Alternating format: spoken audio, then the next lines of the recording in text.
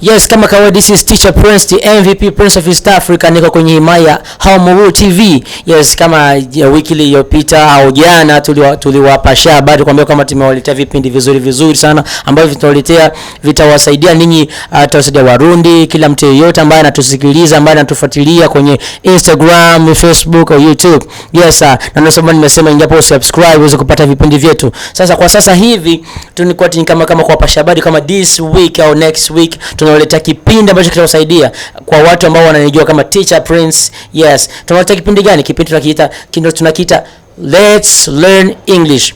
Let's Learn English with Teacher Prince.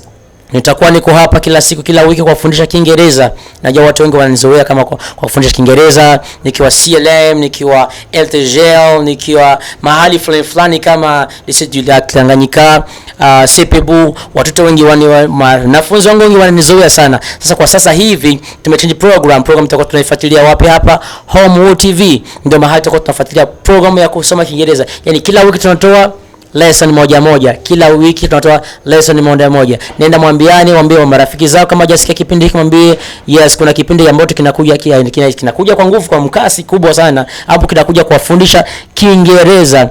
Yes, mtakuwa mko pamoja na Teacher Prince. Ndo mimi, the MVP Prince of East Africa. Yes, ukitaka kujua mengi narudi ndani, kumbuka kusubscribe, to like, comment na kushare kwa marafiki zako. Thank you so much. This was Home TV. Thank you so much. Be up.